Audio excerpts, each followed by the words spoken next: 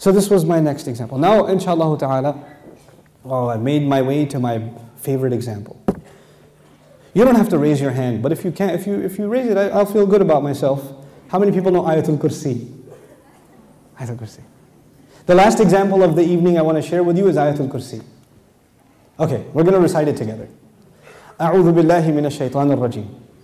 الله لا إله إلا هو الحي القيوم لا تأخذه سنة ولا نوم له ما في السماوات وما في الأرض من ذا الذي يشفع عنده إلا بإذنه يعلم ما بين أيديهم وما خلفهم ولا يحيطون بشيء من علمه إلا بما شاء وسع كرسيه السماوات والأرض وهو العلي العظيم.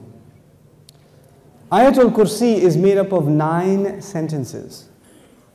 Ayatul Kursi has 9 sentences. I'll walk you through them. Allahu la ilaha illa huwa al-hayyul qayyum, number 1. La ta'khudhuhu sinatun wa la nawm, number 2. Lahu ma fis samawati wa ma fil ard, number 3. What's number 4? Man dha alladhi yashfa'u 'indahu illa bi idhnihi, that's number 4. يَعْلَمُ مَا بَيْنَ أَيْدِيهِمْ وَمَا خَلْفَهُم, number 5. Then وَلَا يُحِيطُونَ بِشَيْءٍ مِّنْ عِلْمِهِ إِلَّا بِمَا شَاءَ, number 6. Then وَسِعَ كُرْسِيُّهُ السَّمَاوَاتِ وَالْأَرْضِ, number 7. وَلَا يَؤُودُهُ حِفْظُهُمَا, number 8. وَهُوَ الْعَلِيُّ الْعَظِيمُ, number 9. 9 sentences. The first sentence is Allahu la ilaha illa huwa al-hayyul qayyum. It's a beautiful sentence which ends with 2 of Allah's names. What are those 2 names? Al-hayy, al-qayyum, the living and the source of all establishment. Everything stands and exists and is maintained because of Allah. What's incredible is that the last sentence, sentence number 1, has something in common with sentence number 9, which is وَهُوَ الْعَلِيُّ Azim. How many names of Allah in the last sentence? 2 names of Allah in the first sentence, 2 names of Allah in the last sentence. Okay. What's the second sentence? Before I go to the second sentence, let me tell you something about security. Security guards have a very hard job. You see those British guys that wear the funny hats at the towers?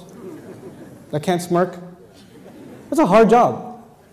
And one of the best jobs for college students. But if you get a if you're in security, you have to sit in your booth.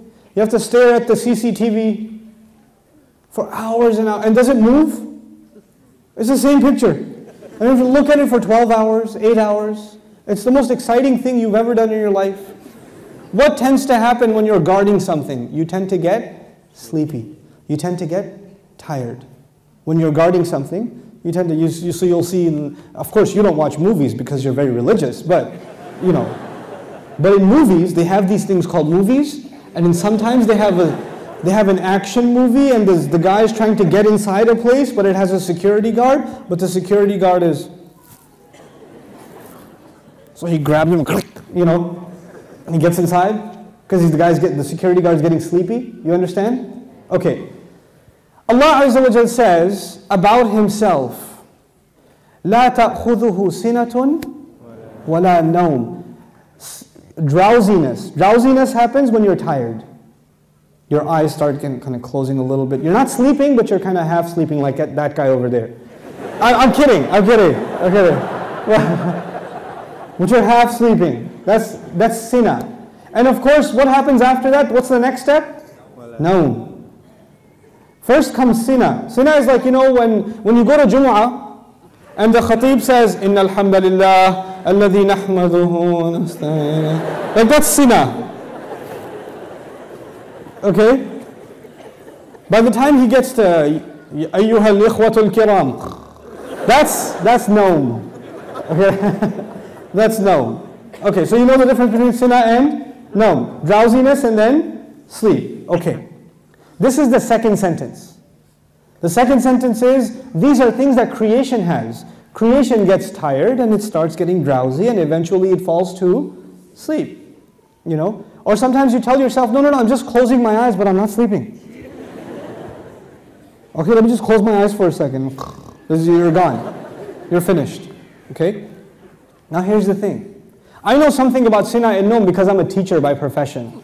Right? So, being a teacher is, you might as well do a PhD in sleep sciences or sleep studies, because you see students like, you know how people check out of a hotel? You can see their brains checking out.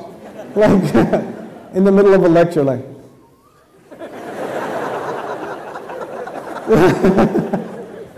It's the best. This is the second sentence about sleep, about exhaustion and sleep. Drowsiness and sleep. What was the second last sentence? وَلَا يَؤُودُهُ حِفْظُهُمَا. Guarding the skies and the earth does not exhaust Allah. When someone's exhausted, what do they get? Sina and Nom. The second sentence is actually connected to the second last sentence. لا تأخذه سنة ولا نوم ولا يؤوده حفظهما. He says له ما في السماوات وما في الأرض. He owns whatever is in the sky and the earth. Now before I tell you further, you need to understand the difference between two words, two names of Allah, Malik and Malik. Two names of Allah, Malik and Malik. I hope I can explain this difference to you, because it'll make you appreciate these ayat like nothing else. Malik is an owner. Malik is an owner. Malik, I already told you today, what is Malik? King. Is there a difference between a king and an owner? Yes.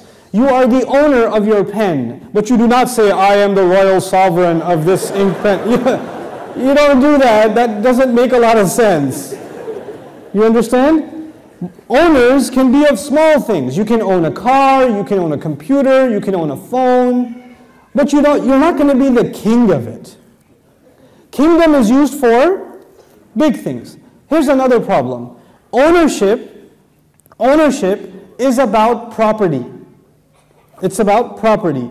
But kingdom is not about, you're not the king over a tree or the king over a piece of land. You're the king over the people who live in that land. Kingdom is about controlling people. Ownership is about controlling objects. There's a difference. Now Allah says, لَهُ مَا فِي السَّمَاوَاتِ وَمَا فِي الْأَرْضِ. He owns whatever is in the skies and the earth. What is the ayah about? Ownership. The ayah is about ownership. And ownership, one thing about ownership, it's micro. So every single thing is owned by Allah. Okay. What's the third last sentence? Anyone remember? وَسِعَ كُرْسِيُّهُ السَّمَاوَاتِ وَالْأَرْضِ. His throne extends to the skies and the earth. When Allah talks about His throne, He's talking about His kingdom. One dimension of control is ownership. The other dimension is kingdom. Both completing the picture. Because if you're just an owner, you're not a king. And if you're just a king, you're not an owner. By the way, let me tell you the difference also. Nowadays in some countries we have kings. You can be the king of an island. But does that mean you own everything in that island? No. Allah is the owner of all things and the king of all things. Both of them are necessary. Just because you own, and by the way, it could be that somebody owns all the property but they're not the king. Is that possible? They own the property but the king is someone else. So they have property ownership but somebody else has authority. Or somebody has authority and no property ownership. But Allah is Malik and He is Malik. The Malik part of Allah's attribute, لَهُ مَا فِي السَّمَاوَاتِ وَمَا فِي الْأَرْضِ. Third sentence. The kingdom of Allah, وَسِعَ كُرْسِيُّهُ السَّمَاوَاتِ وَالْأَرْضِ. Okay. What's the fourth sentence? Let's go back. Allahu la ilaha illa huwa al-hayyul qayyum. La ta'khudhuhu sinatun wa la nawm. Lahu ma fi as-samawati wa ma fi al-ard. What's next? Man dha alladhi yashfa'u 'indahu illa bi idhnihi. Let's understand this ayah first.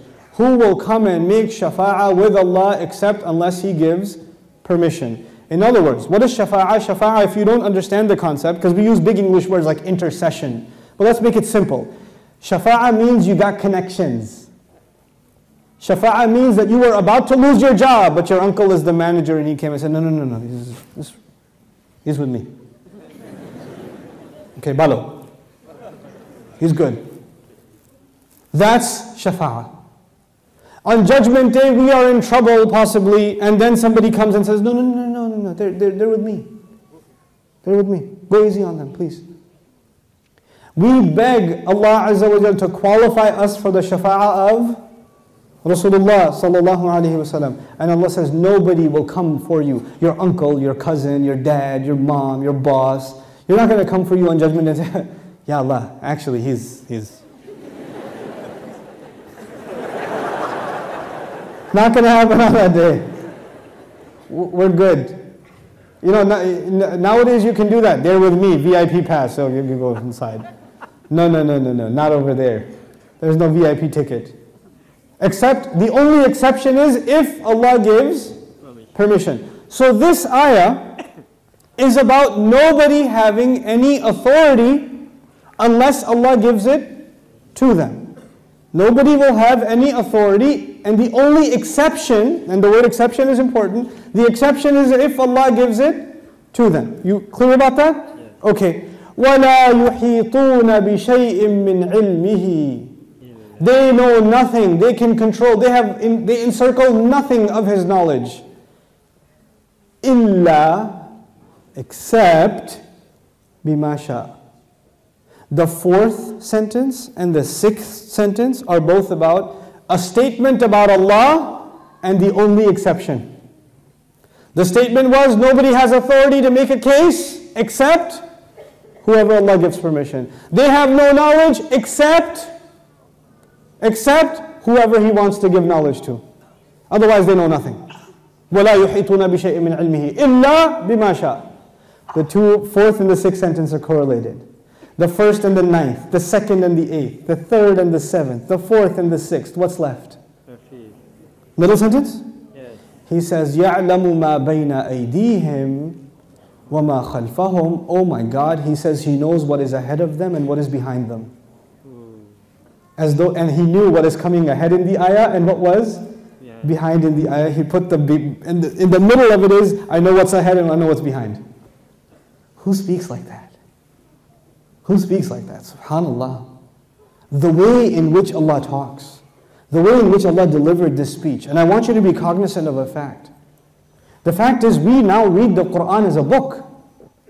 We read it as a text. We say sentence number 1, 2, 3, 4, 5, 6, 7, 8, 9. Did the Sahaba do that? Did the Rasul himself, sallallahu alayhi wa sallam, says, look at sentence number 1 and sentence number 9 and 2 and 8 and 3 and 7. No, because he was just what? Speaking. He was speaking the Quran. We are able to see these things when they're put in writing. The Quran was so perfect when it was being given in speech. And which has more possibility of mistake? When you write something or when you say something? Oh man, when you say something, it's hard to take it back. Especially if it's on YouTube. That's hard. But if you're writing a nasty email, then you can, before you hit send, erase that and just say Eid Mubarak and then send it. You have a chance to take it back. But when you're saying something, it's done. There's no room to edit. There's no room to fix. Allah Azza wa Jal revealed this Quran not in writing. He revealed it in speech. He revealed it in speech. You know, I've sat with linguists, non-Muslim linguists, and I've shared some of these things with them, and they refuse to believe that the Quran is spoken. They refuse to believe it. They say it has to be written. It can't be spoken. I was like, you're right, it is written, just not in this world. It is written. You know, it's fi lawh al-mahfuz. It is written. But it was given to Rasulullah as speech. So it would become very clear to anybody who listens, this cannot be from a human being.